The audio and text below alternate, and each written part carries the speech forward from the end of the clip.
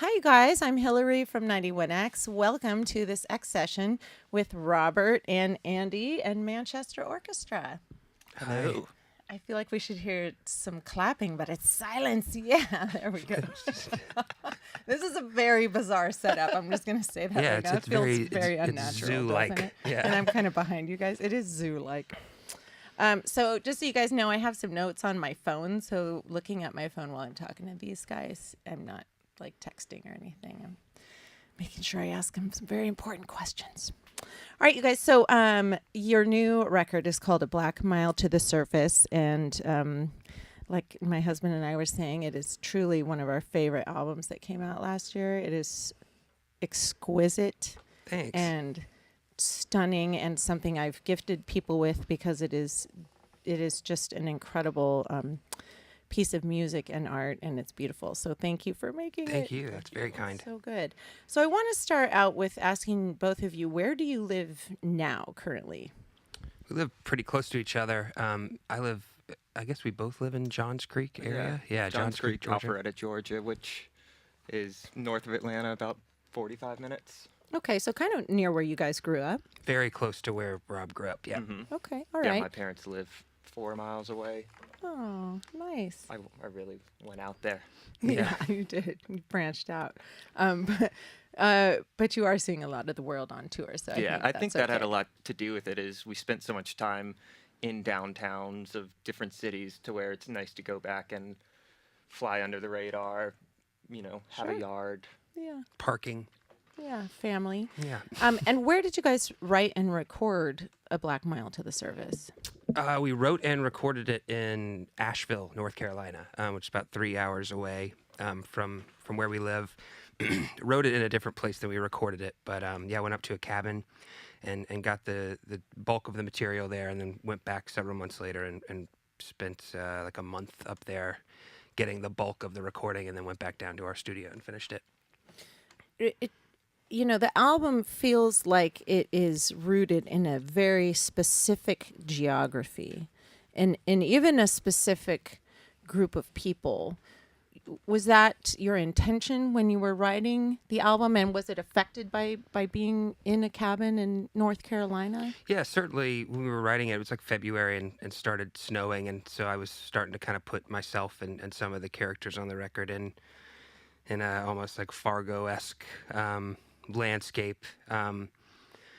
But some of that stuff just happened and started to kind of merge its way together. And then when I sort of got the vision of how I wanted the record to play out and how I wanted the story and the stories to kind of intersect between personal and fictional, yeah, I wanted to feel like a world for sure. That when you're listening to it, you're sort of inside of it. And another element was trying to kind of create a record within a record where all the songs, how they're connected to each other, and these moments that were like reflective of what was going on in our lives at the time, with just sort of some home recording kind of stuff, and then yeah, just trying to like manipulate sounds and come up with this way that it didn't just feel like 10 songs or 11 songs in a row, but felt like one giant song.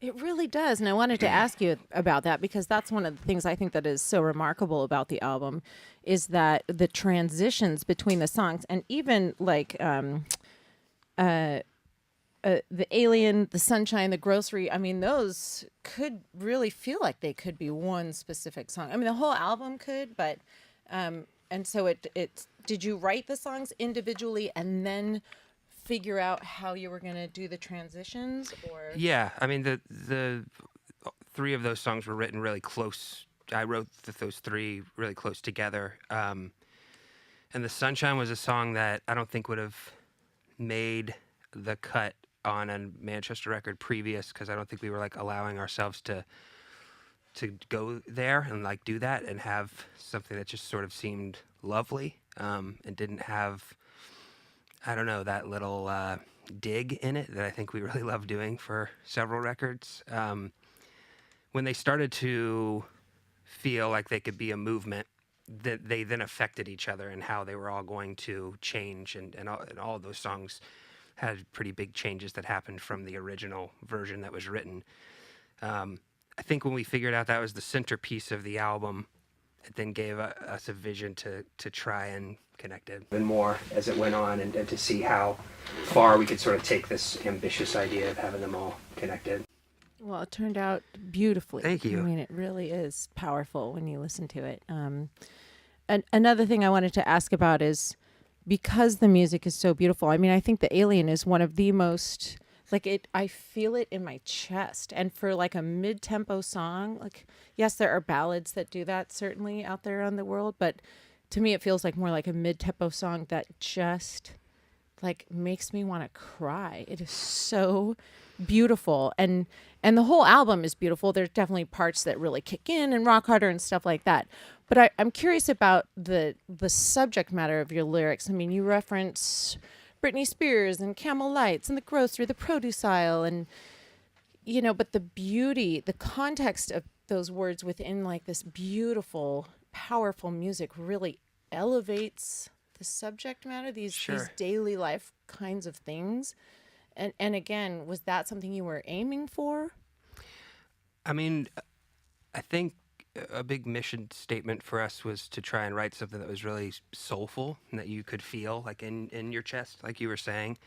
And that was about letting the songs like breathe and be open. And even though there's a ton of stuff going on, to still feel simplistic. And I don't know. All I could say is I tried really hard to impress myself with the lyrics, and I really wanted to dig deeper and write kind of multi-layered, multi-meaning lyrics. That's my favorite thing that I listen to on records, and my favorite songwriters are generally ones that really can kind of go deep there, and but it doesn't seem like it's deep. It really takes multiple listens to kind of understand what's going on. So I don't know if, intentionally we were just trying to make it really great. That's about it. Well, you succeeded, because it is incredible. Yeah. I want to ask, who is Catherine Marks?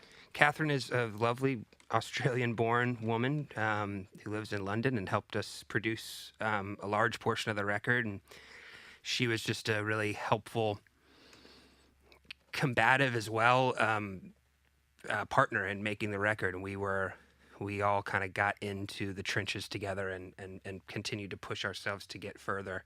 And yeah, we've been really fortunate to have a great friendship grow out of that, and we really love her dearly.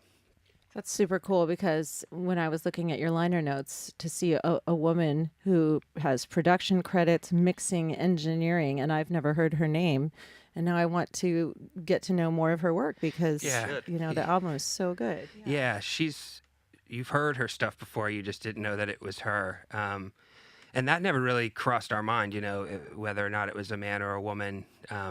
We were having the conversations. Really, we talked to so many producers, and when I spoke with her vibe and what she was saying, it didn't matter so much about her track record, if she'd worked on or produced. She's worked on a ton of huge records, but really hadn't produced a band that hasn't been on their first record. She's really done more new bands, and we're one of the first things that she's really produced in the last few years that she started. It was about her vibe and her sort of understanding of the demos, and her vision seemed to match up with ours. Of, we don't really know what we're shooting for, but we're shooting really high, and we're going to try and get there. Right on. That's super cool. Finally, where are you guys off to next? Like, what does 2018 look like for Manchester Orchestra? I'm having a baby in like 7 weeks, What? and Rob's having Congratulations. one in like 12 weeks. You are. Congratulations, you guys. Thank you very much. Yeah. So number 2 for me and number 1 for Robert, and then we're doing a ton of festivals this summer.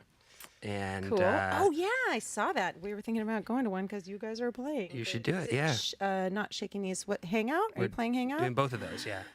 Sweet. Yeah. So that'll be fun. And then hopefully another tour later in the year, doing something can't really announce it yet, but it should be really cool. And then Robert and I just finished up scoring a movie, which is cool. So that should be coming out this year as well. Can we know the name of it? Name of the movie is The Death of Dick Long. Ooh, all right. That is very cool. I didn't realize you guys did that. I know everyone is anxious to hear you play, so I'm not going to ask you about scoring a movie, even though I'm very curious. But the album is called A Black Mile to the Surface. It is exquisite, like I said, and I'll stop gushing. Robert and Andy of Manchester Orchestra, thank you for being with us Thank today you for at this having us. 91X session.